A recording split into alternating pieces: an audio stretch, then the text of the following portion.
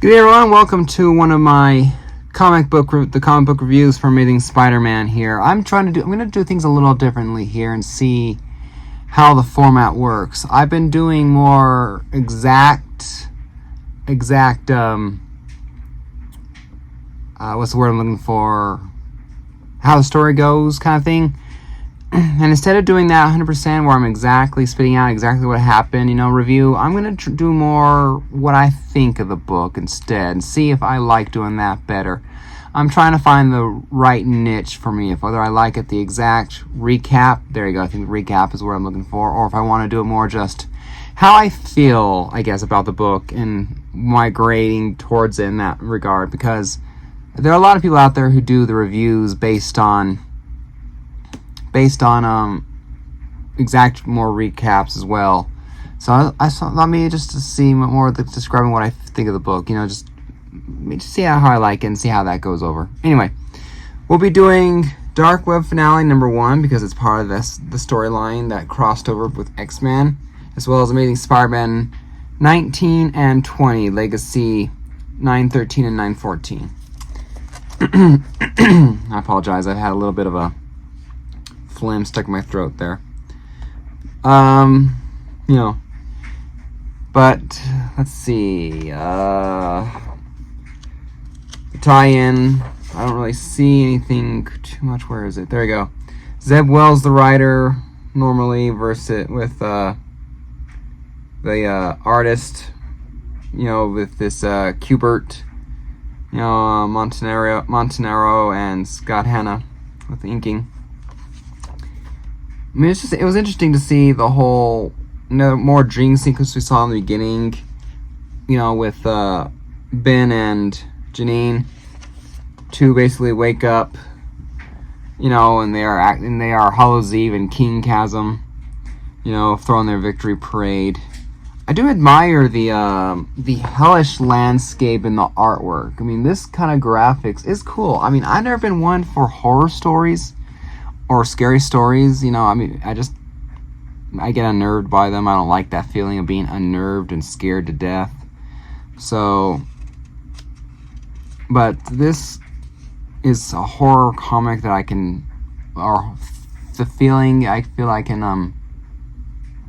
work with and understand.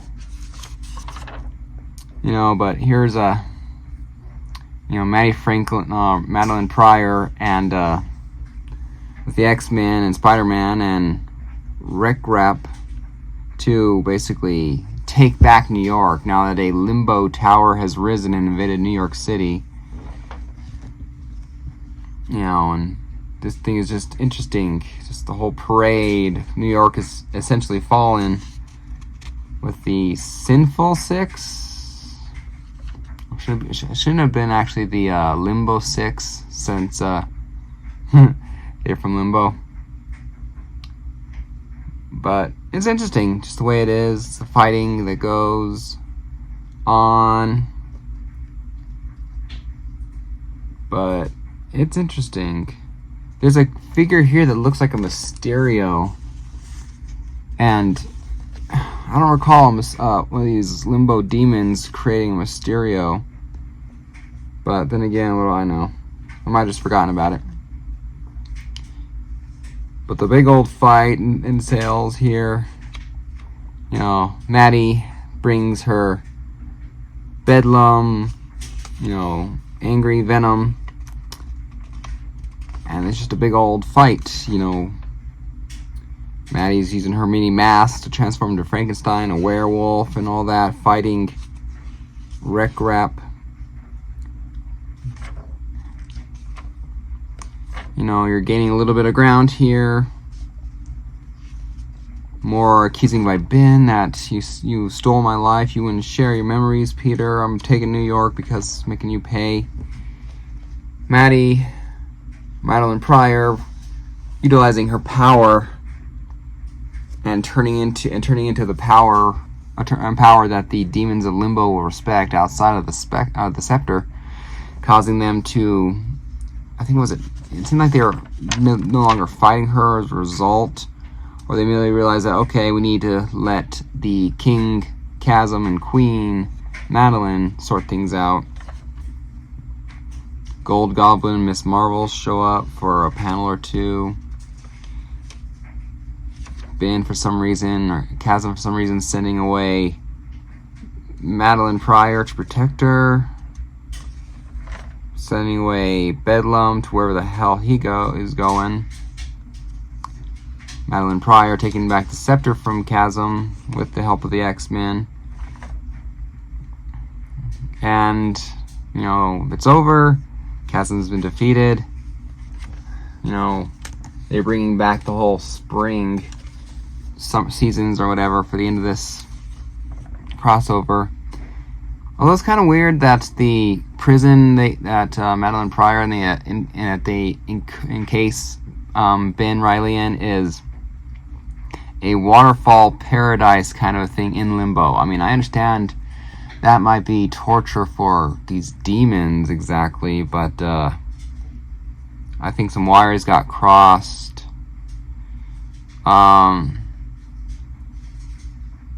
That it's going to be torture. Maybe it'll be soothing for the soul, because I guess since Limbo devised a cell to create torture for its inmates, that peaceful scenery would be torturous for demons. So, but then who knows, maybe that waterfall peaceful scene there will be enough to soothe Ben Reilly's demons and realize he's being a prick.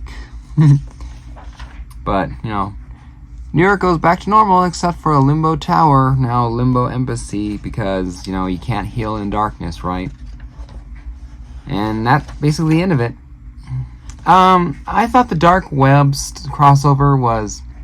I only read the ASM crossovers and the Venom crossovers. I didn't read the X-Men or the Miss Marvel. Artwork wasn't bad, honestly. For a demonic hellscape, horror-themed-esque, the artist fit perfectly. The story could have been a lot better. It was kind of lackluster the whole way through. It had promising moments here or there, but it never reached up to it. I would give this book in general, Dark Web Finale number 1, I'd give Dark Web Finale number 1 a C. I would give it a C, just a flat-out C. It was average beyond belief. And I would give the series crossover in general, I'd give it a C minus. Actually, I will give it a D plus. It just, because it has potential and it failed. It failed. What it had related to Spider-Man, I'll give it a D plus. It wasn't great. It was barely adequate at times. And that's what D students is barely adequate. At least I want to fail you. Alright. Moving on to the next 2 issues. Amazing Spider-Man number 19. So, guest creators Joe Kelly, Terry, and Rachel Dotson bring you the worst date ever. I like that whole best and then crossed over for the worst date ever. I mean, I can tell you right now, the worst thing about this thing so far is the fact that this, because it looks like Black Cat and Spider-Man are fighting the Foot Fist that Daredevil and Punisher are leading right now in their respective books. So this cover really had nothing to do at all with the story inside. Some wires got crossed and they just didn't want to redo the cover, spend more money on it. Guest writer Joe Kelly. Like I said, Terry Dotson, the guest penciler, and Rachel Dotson, guest inker. So,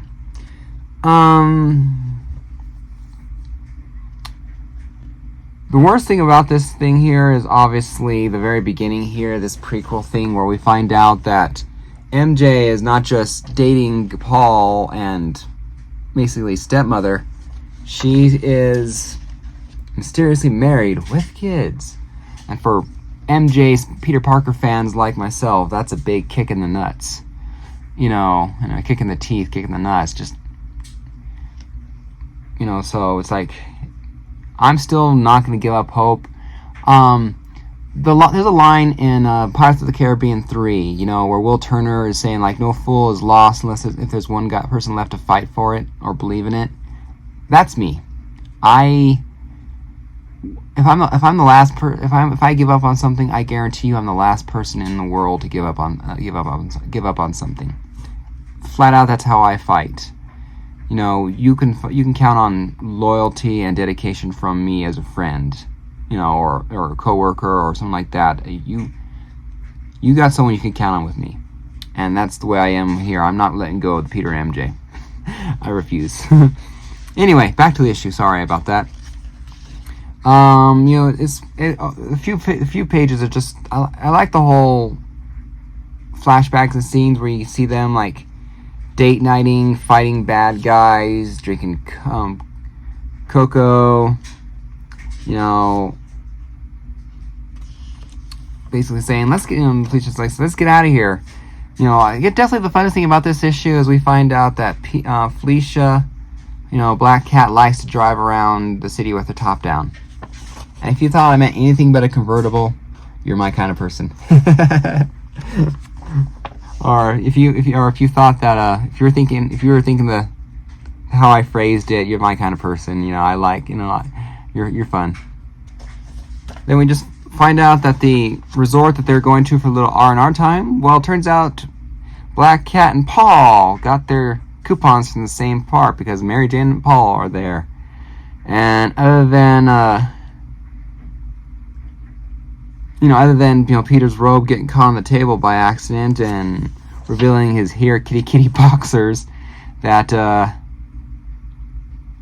making everyone else laugh, you know, a little bit. It's funny. I mean, I know some people might be one person in the review was kind of grossed out about that whole thing. Like, I don't want to see that whole presumption, like, property, like he's expecting, you know, nookie with Felicia. I kind of think it's just a joke here. I don't know. It's just this whole.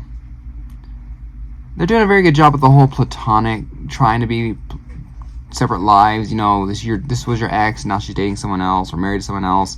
You're dating someone else, and that whole awkward situation we see in real life. I mean, I dealt with it a little bit, but I didn't have too much crossover between my relationships, so it's different. I get the very awkwardness that they're portraying here, and I felt they did a decent job at it. The distraction that takes away Black Cat and Peter because they got White Rabbit and the I call them the Civil War reenactor, Sinister Six, long kind of thing, but they're basically guys who are cosplaying people are cosplaying as Green Goblin or Hobgoblin, Vulture, Shocker, Scorpion. Why Doc Ock is shirtless, I have no idea. But don't know if this Mysterio here is real because he seems the only one who seems accurately dressed, except for maybe the gloves. I don't know, but it's just weird. This whole definitely not the real Mysterio. I just saw him without his face, but you know, they're back at their. You know, they go back to their cabin after, you know, they interrupt the fighting thing, and you find out one person's actually dead and this whole extra money thing White Rabbit was doing with the actual villain's gear. I think, at least what it seemed like was actual gear. You know, someone gets hurt or whatever. But it's interesting. But, and then with Mysterio ending up with an umbrella between his face, looks like Spider-Man and Black Cat are gonna wind up getting targeted here. Like I said, I can't, for this issue, for the grade for this issue, I'm gonna leave out the whole phase in the back or in the beginning there where it says MJ is married, because that's technically part of the prequel and all that, but it's not part of the actual 100% story. You know, it's an off-screen moment. So, because if I included that in my grading, I would give it a flat-out F, because you don't mess with my relationship between my life between MJ and Peter. So, without that little moment per se, I would grade this book at about, I'll give it a C plus. Again, just above average. It's not great. It was funny, the whole convertible scene, the robe scene, the awkward conversation.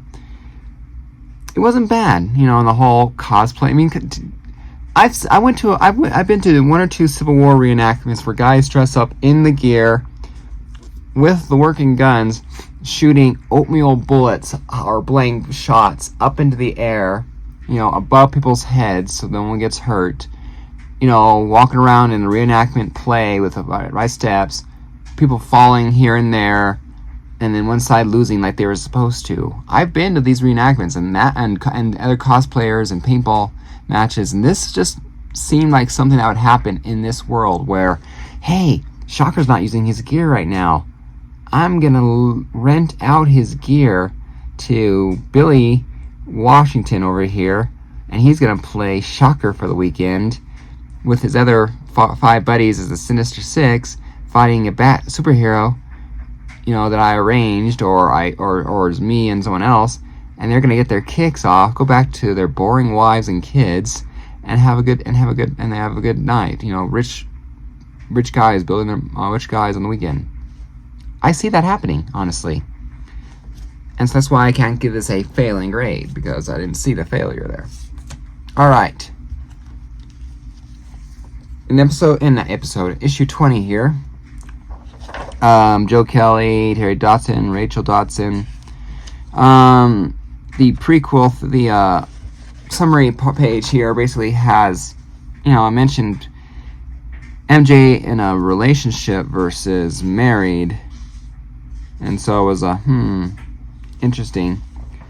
But Peter, Black Cat, and whatever the guy's name is that we've seen recently, a minion guy, is in here. We see more fighting. Black Cat and White Rabbit are having a little girl talk kind of fun thing and going like, you know, like, you don't believe I murdered him, right? And oh, by the way, you and Peter, are you in Spider-Man? What's up with this girl? You know, whereas Kareem and Spider-Man are having their own little talk thing. But it's just interesting here, the fun little side conversations that are happening here as they're fighting these this makeshift, this cosplay 6, as they got their, you know, you murdered our friend kind of thing or something like that, blaming them and going out to attack them, and their heroes are taking them down, or heroes and the boss who started this thing is taking them down. You know, more fighting.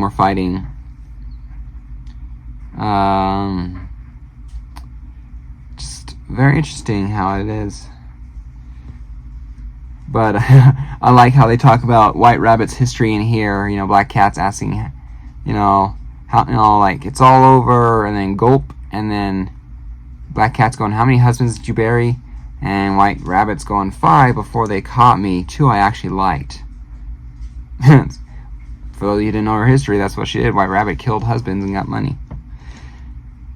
Killed her husband, should I say, and got the money for it, I believe. But yeah, these are seem like more cosplay stuff, and what is this part here? A false alarm spider sense, which I don't quite understand what's happening.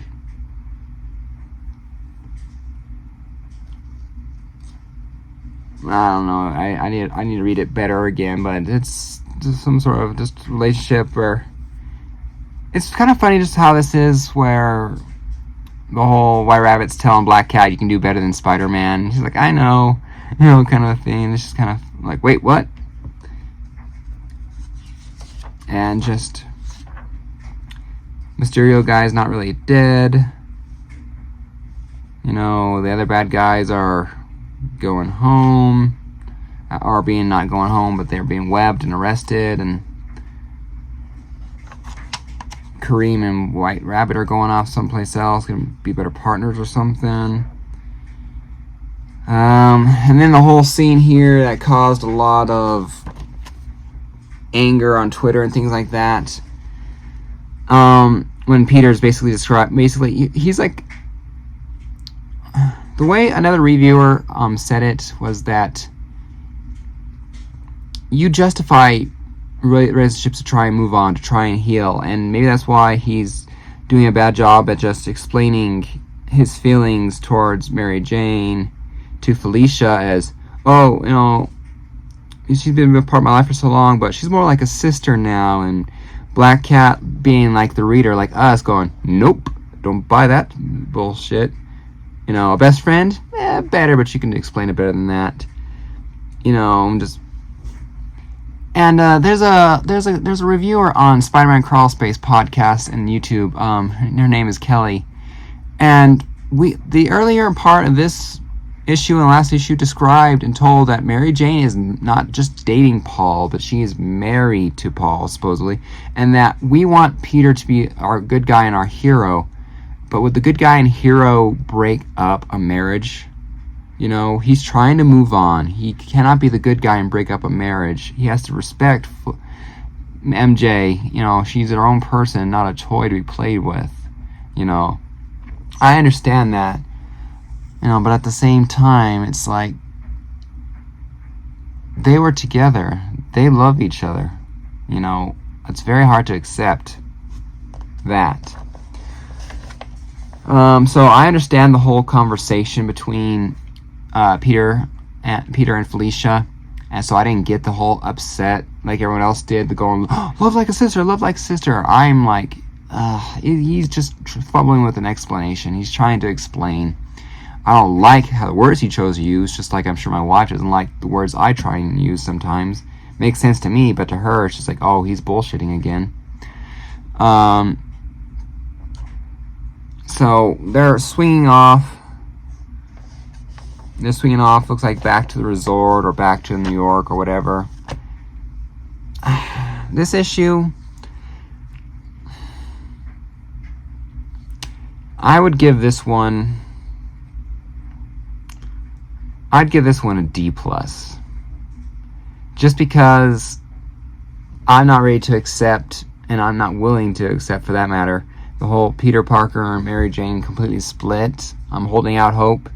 And him trying to explain it away too, or trying to explain it away and move. I don't want him moving on. I want him being respectful of her at the same time, but I also want her, I'm not giving up on us. You know, I'll be here. You know, I'm not going to break you up, but I'll be here when it fails. You know, that kind of thing. You know, it's like you've seen relationships in movies before going like, I won't break you up, but I'll be here when you guys break up. You know, kind of a thing. Just it's D+, C- for sure. This little 2-issue mini arc, this that they do between arcs here, it was interesting. You know, the next issue here we'll finally be figuring out exactly where the 6 months were and what happened in the next 5 issues here.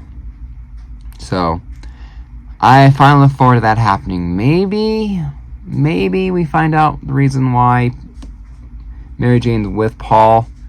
I've heard rumors from Mary Jane being a clone, you know, like the Spider-Man animated series, when she was a Hydro Man clone, basically, or Hydro Woman clone. Other things where this is a Mary Jane, but from a different universe, like 617, where she and Peter never got married.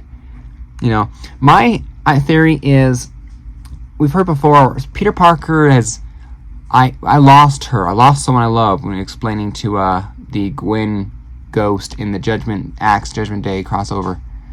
That this here is MJ died. I believe MJ died.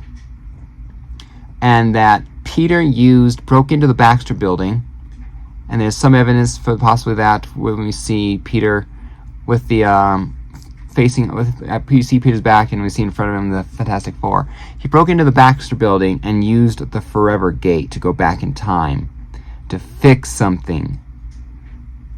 Okay, he broke into the Baxter Building to fix something, and doing this and doing that and saving MJ's life, and saving Mary Jane's life, fixing that somehow, he altered something. You know, the butterfly effect. He saved Mary Jane's life. You know, but as a result of that, she married, you know, she broke up with Peter. They never got back together, or something like that. You know, they never got back together, or they broke up immediately, and she started dating and married Paul.